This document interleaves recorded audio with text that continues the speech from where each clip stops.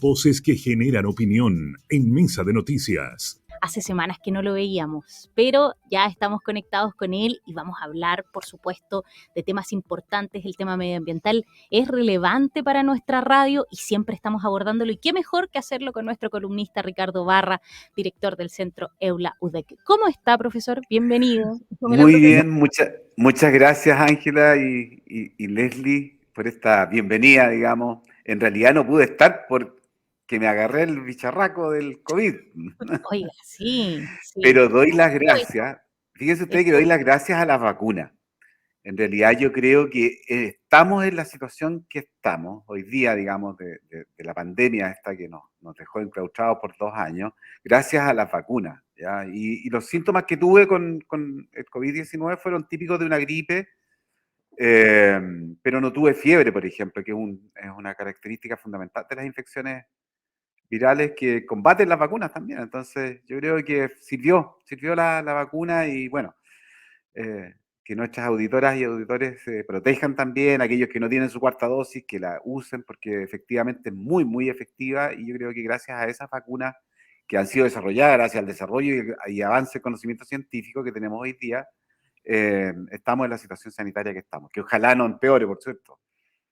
Ojalá, sí, es importante porque hay varios rezagados, no solamente con la cuarta dosis, como dice usted, profesor, sino que también con la tercera. Sí. Así que también hay que estar ahí bien pendientes sí. Y ojalá la gente se anime. Y no confiarse, porque en el fondo, claro, a lo mejor a algunos ya les dio hace tiempo, pero hoy día, por ejemplo, el profesor le dio ahora, que uno dice como Así que es. ya no, la gente como que no se estuviera contagiando, pero sí, no, sigue sí. todavía el virus ahí.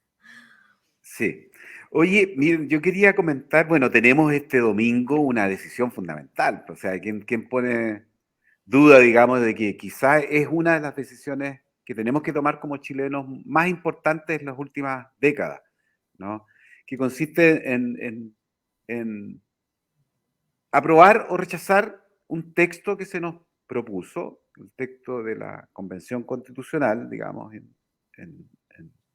y que yo quería comentar alguna referencia en relación a la temática ambiental en esta Constitución. Porque si hay un rasgo distintivo de la Constitución que se nos propone, es justamente su carácter ambiental, desde el primer artículo, que menciona que Chile se va a constituir, si es que se aprueba, ¿no es cierto?, en un estado ecológico, ¿ya? Entonces, desde el primer artículo como que se pone en juego una nueva relación de la ciudadanía chilena con el medio ambiente y la naturaleza. Y hay un capítulo completo dedicado a este tema, ¿ya? Que es el capítulo 3 de la Constitución, que aborda 4 temas, digamos. Aborda los derechos de la naturaleza. Y es una discusión académica que venía de larga data, ¿no? Si la naturaleza puede ser sujeto de derechos, ¿ya? Y al parecer, digamos, en la discusión de la Convención, se acordó que efectivamente la naturaleza podía ser sujeta de derechos. Y en tal sentido, ¿no es cierto?, como un sujeto de derechos tiene que tener alguien que la defienda.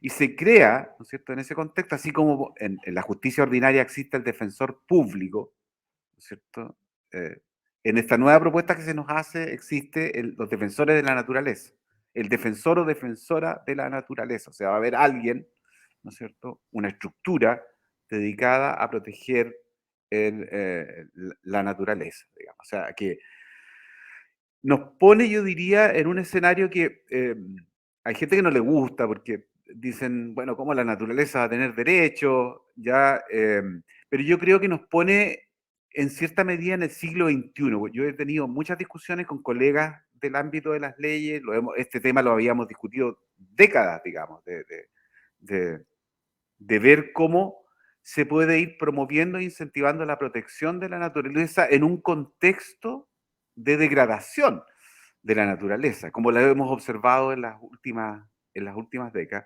y que en cierta medida de constatación de que tenemos que tener una nueva relación entre nosotros y la naturaleza, porque si la relación sigue como la hemos sostenido hasta ahora, el colapso, ¿no es cierto?, que ha sido predicho por muchos informes internacionales desde la década de los años 70, ¿no es cierto?, y con estas nuevas amenazas que empiezan a aparecer, el cambio climático y la pérdida de biodiversidad, la degradación y contaminación, nos va a llevar, digamos, por un despeñadero si es que no hacemos y no actuamos. Entonces, yo creo que quizá han habido un montón de discusiones en relación a el régimen político, en lo que concierne al sistema judicial que nos propone la Constitución, pero fíjense ustedes que no ha habido tanta discusión en relación a la temática ambiental.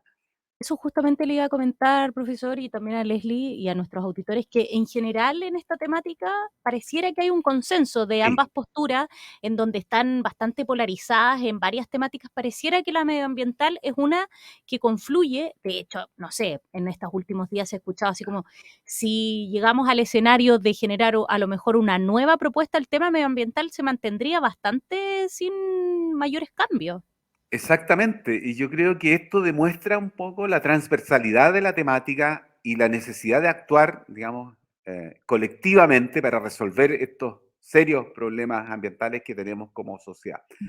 De Entonces, hecho, yo diría, también, profesor, quería agregar que también he leído en medios internacionales que también están siguiendo este proceso, donde han destacado, por ejemplo, específicamente este capítulo y la diferencia que haría con la situación actual que tiene el país desde el punto de vista medioambiental, cómo en el fondo cambiaría casi al otro extremo lo que se hace hoy día o lo que hay en leyes respecto a esta temática. exactamente. Fíjense ustedes que en la constitución que nos rige, que en caso de ganar el rechazo sería la que continuaría, por cierto, hay una sola mención al tema ambiental. Hay un solo derecho, que es el derecho a vivir en un medio ambiente libre de contaminación. Esa es la única mención. Y claro, uno lo puede entender porque en la década de los 80, cuando se hizo esa constitución, el tema ambiental no estaba en el eje de la discusión pública. Hoy día sí lo está. ¿Ya? En esa época ni se hablaba de cambio climático, digamos, ¿no? Recién empezó a emerger el problema a fines de la década de los 80. Entonces, yo creo que, digamos, desde el mundo, del punto de vista científico, desde el punto de vista de los que hemos analizado y estudiado el problema ambiental desde hace varias décadas, mucho del articulado que nos propone este texto nos deja satisfecho en el sentido de que justamente responde a las demandas que teníamos. Están varios principios, digamos. Está el principio, por cierto, de sostenibilidad.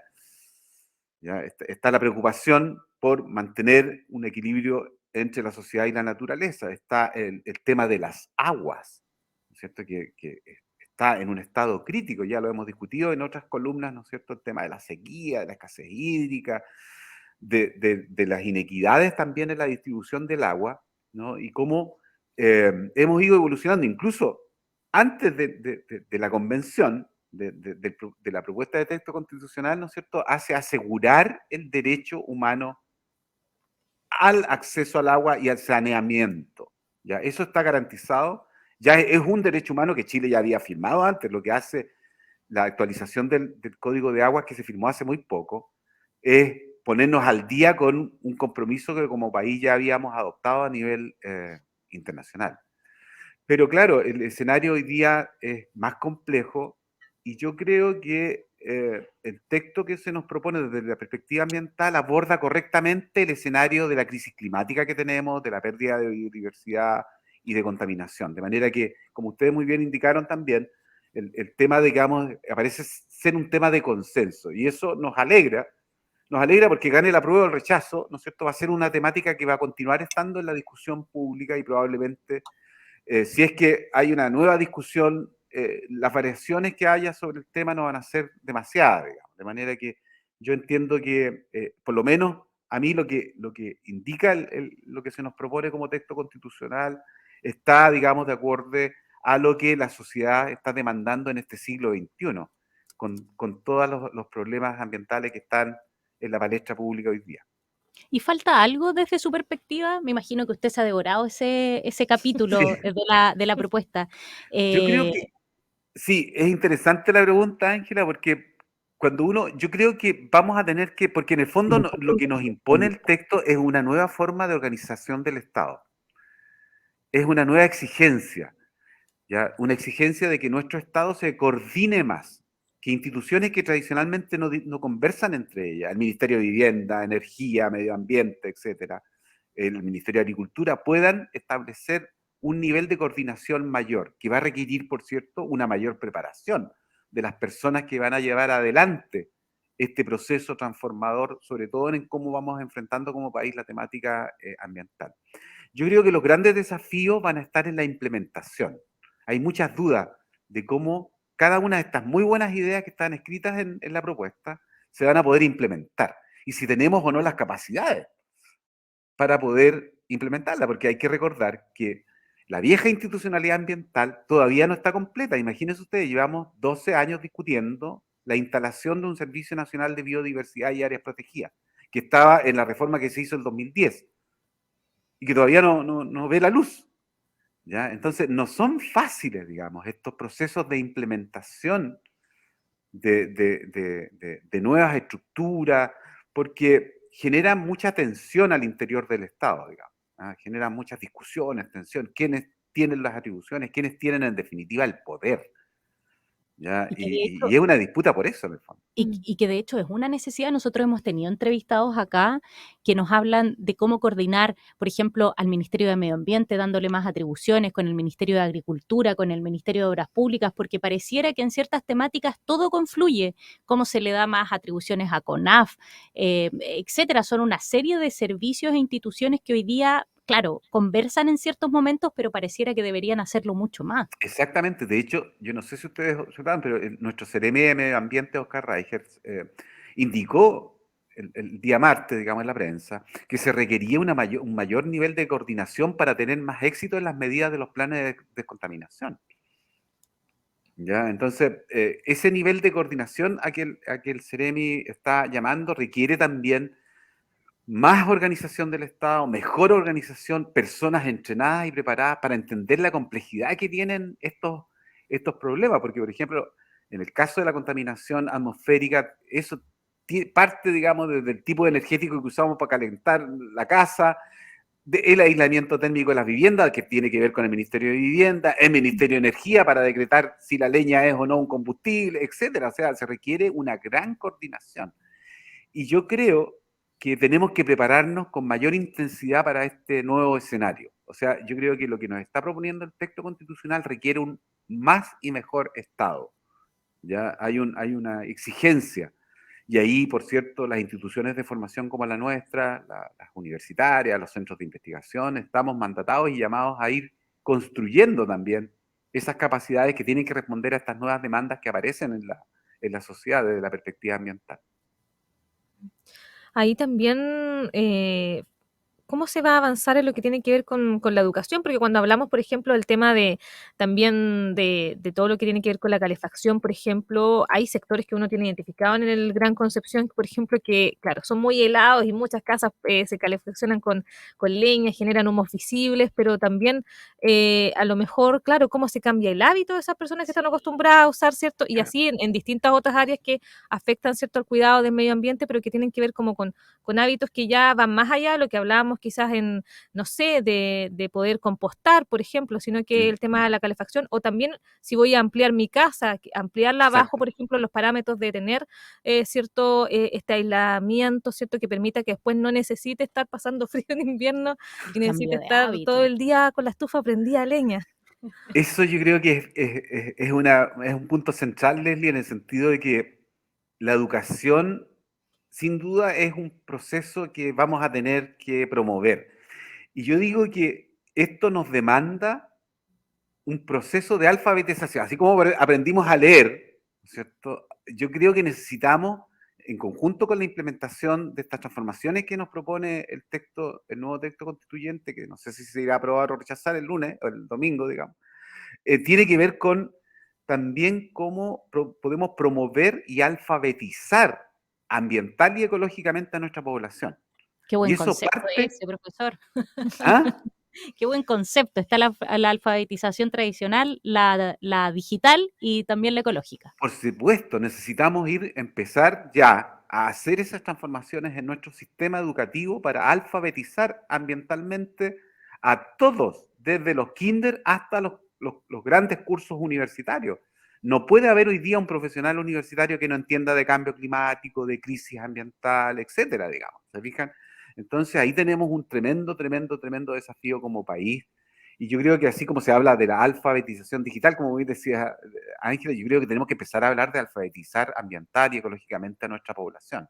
Y eso parte desde el jardín infantil, desde la casa, desde las juntas de vecinos. O sea, tiene que haber un proceso muy potente si es que queremos ser exitosos en eh, derrotar, digamos, a la gran crisis ambiental que nos tiene en el escenario que tenemos hoy día.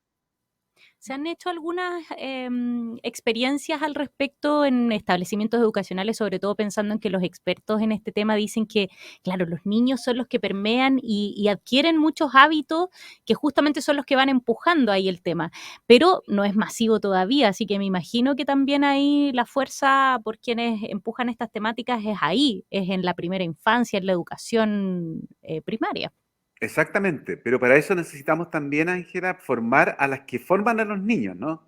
Que los que forman a los niños, las parvularias, los profesores, tengan una sólida y potente formación didáctica, metodológica, en la temática ambiental, que hoy día no las tienen, ¿ya? Y que necesitamos construirla. Y esa es una tarea para nosotros, el sistema educativo, digamos, para las universidades. El rol que juegan hoy día los docentes, los profesores, es fundamental. Y yo creo que lo hemos ido dejando como de lado, fíjense ustedes. Recién hoy día estamos acordando pagar una deuda histórica que tenemos con nuestros profesores, ¿no es cierto? Y ustedes seguramente lo vieron en la noticia con la firma de una deuda que viene de hace 20, 30, de varias décadas, con un sector que a mi juicio personal, ¿no es cierto?, ha sido muy maltratado, ¿ya? Y que necesitamos reinstalar el rol y el valor que tienen los profesores de educación básica, media, universitaria en la sociedad. Y yo creo que tenemos que resignificar y revalorar ese valor que tienen nuestros profesores. Un buen profesor tiene un tremendo impacto en la sociedad, así como un mal profesor también lo tiene. Todos nosotros lo hemos experimentado, todos tuvimos muy buenos profesores y muchas veces estamos aquí gracias a ellos. Estamos donde estamos porque hubo un profesor que nos enseñó de ciencia, que nos explicó la poesía, que nos enseñó las ecuaciones, etc. ¿Ya? De manera que, así como recordamos a los buenos profesores que nos motivaron, también todos seguramente tuvimos experiencia con malos profesores. Y uno dice, chuta, un mal profesor es un tremendo daño a la sociedad también. Entonces tenemos que ir trabajando muy fuerte y yo creo que las sociedades que miramos con mucha envidia nosotros, cuando uno ve la educación, ¿no es cierto?, ve Corea, ve Finlandia y dice, todo, nos gustaría tener esa educación, pero en esos países el ser profesor, ¿no es cierto?, es una tremenda responsabilidad. Es una tremenda responsabilidad, por cierto, muy bien remunerada, porque yo creo que ellos son, por lo menos en esas sociedades, los profesionales mejor pagados, por la gran responsabilidad que tienen, ¿ya? Que no es el escenario que tenemos acá en Chile, lamentablemente, ¿no? Tenemos que resignificar, revalorar el rol de nuestros profesores, porque ellos van a ser los que van a promover esta alfabetización ecológica, ambiental, digital, transformadora que necesitamos. Yo creo que hay un tremendo desafío en nuestro país de transformar la escuela, de transformar el sistema educativo escolástico que tenemos y que requiere, por cierto, y que yo creo que lamentablemente no tenemos mucha claridad en cómo hacer esas transformaciones porque hemos gastado, yo diría, no sé, toneladas de tinta ahora en reformas educacionales que vemos que no dan los resultados que esperamos, ¿ya? Que no dan los resultados que esperamos. ¿Ya? Porque si bien es cierto, la educación ecológica, ambiental, existe, no hay cuadra en nuestra ciudad que no tenga mascarillas botadas, por ejemplo. Y eso es un rasgo, es un signo de que nos estamos haciendo bien las cosas, que necesitamos mejorar. Ricardo Barra, director del Centro EULA de la Universidad de Concepción. Oye, abriéndonos, pero absolutamente la mente, las perspectivas, estos temas hay que conversarlos, son sumamente importantes. No nos podemos olvidar de repente entrar en esta máquina que vivimos a diario y olvidarnos que el tema medioambiental es un tema prioritario porque es el lugar donde vivimos. Y todos los viernes, cada 15 días, Ricardo Barra nos viene aquí a hacernos este llamado de atención y a decirnos que nos tenemos que acordar y alfabetizarnos ecológicamente. Exactamente. Sí. Muchas gracias, profesor, por estar con nosotros una vez más. Gracias a ustedes por la invitación y bueno, nos vemos en 15 días. Muchas gracias. Nos vemos en 15 Que días. tenga buen Cuídense, fin de profesor. semana. Igualmente. Oye, excelente reflexión, sobre todo porque abordamos muchos temas. Hay decisiones importantes que tomar, pero claro, el tema medioambiental es un tema prioritario y que seguramente vamos a seguir comentando a diario porque Y en el es que se tiene que fundamental para avanzar en nuestra la vida. regulación, como mencionaba también el profesor. Hay también cierta concordancia entre los distintos actores políticos en que se tiene que avanzar en esta materia. Estamos muy retrasados hoy día con la aplicación de la normativa en ese ámbito, así que se tiene que avanzar sí o sí. Estamos ya atrasados, así que hay que ya tener más destacado este